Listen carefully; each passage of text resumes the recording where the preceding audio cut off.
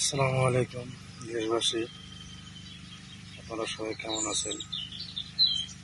আপনারা সবাই হয়তো ইতিমধ্যে জানেন যে আমরা 30 জন লোক একসাথে রাশিয়াতে আসছিলাম।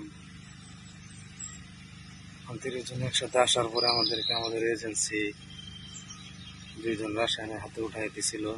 তারা আমাদেরকে কোনো আসার পরে কোনো ধরনের মোবাইলের মাধ্যমে কোনো হেল্প করে নাই, কোনো নেট দেয় নাই, ফোন নিয়ে নিয়েছিল। আমাদের কাছে কোনো নেট ছিল না। আমাদেরকে আলতু ফালতু বোঝায় বলছিল যে আমাদেরকে ড্রোন কোম্পানিতে কাজ দেবে, কনস্ট্রাকশন সাইটে কাজ দেবে। এই সমস্ত কথাবার্তা বলে আমাদেরকে মনে করেন যে যুদ্ধক্ষেত্রে পাঠিয়ে দিচ্ছে, আমাদেরকে বিক্রি করে দিচ্ছে। আপনারা হয়তো ইতিমধ্যে জানেন। এবং ওইখান থেকে আসার পরে আমাদের একটা ক্যাম্পে নিয়ে আসা হয় 30 জনকে। ওইখান থেকে 14 জনকে এক ক্যাম্পে পাঠানো হয়, আর আমাদের 16 জনকে আরেক ক্যাম্পে পাঠানো হয়। এখানে নিয়ে আসার পর আমাদেরকে 3 থেকে 4 দিন ট্রেনিং করানোর পর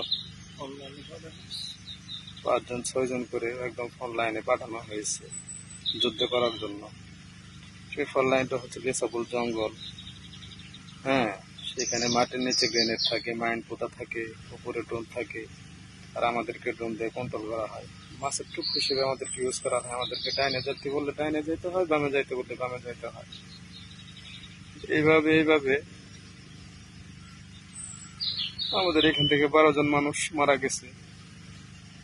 এই 12 জনের ভিতরে 12 জন মানুষ মারা গেছে পরিপূর্ণ বলতে পারবো না, আপনারা হয়তো জানেন। হ্যাঁ, আমরা 4 জন এখন জীবিত আছি। আমরা 4 জনই আহত। এই যে মাইনুদ্দিন ভাই আমার সাথে, ওনার বাড়ি চাঁদপুরে, মাথায় ড্রোন হামলায় আহত হয়েছে। আমি বাম হাতে আহত হয়েছি। এখন আপনাদের কাছে, দেশবাসীর কাছে একটাই অনুরোধ, দেশের সরকারের কাছে অনুরোধ, আমাদেরকে বাঁচান, আমাদেরকে রক্ষা করুন, হেল্প করুন। আগে আল্লাহ, পরে আপনারা। আমাদের 4 জনের 2 জন এখনো হাসপাতালে। আমাদের 4 জনের ভিতরে 2 জন এখন অন্য একটা হসপিটালে আছে, আর আমাদেরকে একদম ক্যাম্পে রাখা হয়েছে। যে কোনো সময় আমাদেরকে এখান থেকে ফোন লাইনে পাঠিয়ে দিতে পারে। কখন পাঠায় সেটা আমরা জানি না, আল্লাহ ভরসা, আল্লাহ ভালো জানে। আর আমরা তো ভাষাও বুঝি না, কোনো কিছু বুঝি না, বুঝাই বলতেও পারি না। আমাদেরকে যখন যা বলে তাই করতে হয়। আর আমাদেরকে অনেক নির্যাতন করছে। ফোন লাইন থেকে যখন আমরা আহত হয়ে ফেরত আসছি, তখন আমাদেরকে ওই অবস্থায় আবার যাইতে বলে ফোন লাইনে যুদ্ধের জন্য। এখন আমরা যাই নাই বিধায় আমাদের মারধর করছে, মাটির নিচে ভাঙ্গার আটকায় রাখছে 5 থেকে 6 দিন। খাইতে দেয় নাই, পানি পর্যন্ত খাইতে দেয় নাই, কোনো কিছু দেয় নাই। প্রতিদিন এসে এসে মারধর করছে। 72 ঘন্টা ময়েশ্চার লক সমৃদ্ধ লিলি হুইপড শিয়া মিস্টিক গ্লোয়িং বডি ওয়াশ। শিয়া বাটারের গুডনেস স্কিন রিপেয়ার করে রাখে সফট ও গ্লোয়িং, ছড়িয়ে দেয় লং লাস্টিং ফ্রেগন্যান্স। আপনাদের কাছে একটা অনুরোধ, দেশের প্রধানমন্ত্রীর কাছে অনুরোধ, আমাদেরকে বাঁচান, চেষ্টা করেন, আমাদের সবাইকে রক্ষা করতে হেল্প করেন। দেশবাসীর কাছে একটাই অনুরোধ। আর সবার বাড়িতে ছোট ছোট বাচ্চা আছে, আমার বাড়িতে একটা 5 মাসের বাচ্চা আছে। আমরা তো এই জীবন চাই নাই। আমরা আসছিলাম শুধুমাত্র ডাল ভাত খেয়ে বাঁচার জন্য, আমাদেরকে এইভাবে বিক্রি করে দিছে। এখন কি করবো আমরা বুঝতে পারতেছি না, বুঝি না, বাসা কোনো কিছু বুঝি না।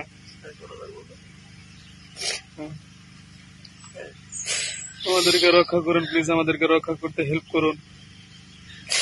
আপনাদের কাছে একটাই অনুরোধ, সকল স্তরের জনগণের কাছে একটাই অনুরোধ, আপনারা আমাদেরকে রক্ষা করতে হেল্প করুন। আমরা চাই দেশে যাই মরতে, আমরা মুসলিম। আমরা চাই আমাদের মৃত্যুর পর যেন জানাজা হয়। এইভাবে শিয়াল কুকুরের মতো আমরা মরতে চাই না। প্লিজ আমাদেরকে রক্ষা করতে হেল্প করুন। আপনাদের কাছে একটাই আহ্বান। আর আমরা ফোন চালাচ্ছি, এখানে লুকায় লুকায় একটা ফোন কিনছি হসপিটালে নেওয়ার পর। তারা এখানে জানে না যে আমার কাছে ফোন আছে, লুকায় লুকায় ব্যবহার করতেছি। আমরা দেশের থেকে যে মোবাইল গুলো আনছি, তারা সে মোবাইল গুলো নিয়ে নিছে। এখন পরে আল্লাহ, আল্লাহর পরে মানুষ। আমরা তো মাত্র চেষ্টা করতে পারি। সকল স্তরের মানুষের কাছে আমাদের অনুরোধ, স্টুডেন্ট মানুষ, যত ধরনের মানুষ আছে সবাই আমাদেরকে রক্ষা করতে হেল্প করুন। প্লিজ হেল্প করুন, প্লিজ। আপনাদের কাছে আকুল আবেদন। তা নইলে যে কোনো সময় আমাদের ফোন লাইনে পাঠাই দেবে, আমরা মারা যেতে পারি যে কোনো সময়, ড্রোন হামলায়, গ্রেনেড মামা। অথবা মাইন্ডে পাপড়ে মারা যেতে পারি। এইভাবে মৃত্যু চাই না আমরা। আমরা চাই আমাদের মৃত্যু পরে আমাদের জানাজা হোক, আমাদের ফ্যামিলির কাছে মরতে চাই আমরা। প্লিজ হেল্প করুন, হেল্প করুন, আমাদের বাঁচাতে সাহায্য করুন প্লিজ। প্রধানমন্ত্রীর কাছে একটা গোলা আবেদন, আমাদের বাঁচানোর জন্য আপনি হেল্প করুন, প্লিজ হেল্প করুন। আপনি চাইলে সম্ভব, আমরা যতদূর জানি। আর 14 জনের কি অবস্থা সেটা তো আমরা জানি না এখন পর্যন্ত। আমাদের 16 জনের ভিতরে 4 জন মাত্র জীবিত আছে এখন, তাও সবাই আহত। কখন না কখন আবার পাঠাই দিবে সেটা আমরা বলতে পারি না। আর আমার বাড়ি হচ্ছে জামালপুর যারা 2 নং শরীফপুর ইউনিয়ন গোদাসিমলা গ্রামে। আমার বাড়ি চাঁদপুর জেলা ফরিদগঞ্জ থানা সুমনগর উপজেলা দক্ষিণ ইউনিয়ন পশ্চিম কাউনিয়া মসজিদ বাড়ি। আর বেশি কিছু বলতে পারবো না, যে কোনো সময় লোকজন চলে আসবে। প্লিজ আমাদেরকে রক্ষা করুন, উপরে আল্লাহ পরে আপনারা আমাদেরকে রক্ষা করতে হেল্প করুন প্লিজ। আমরা এভাবে মরতে চাই না। আল্লাহ হাফেজ।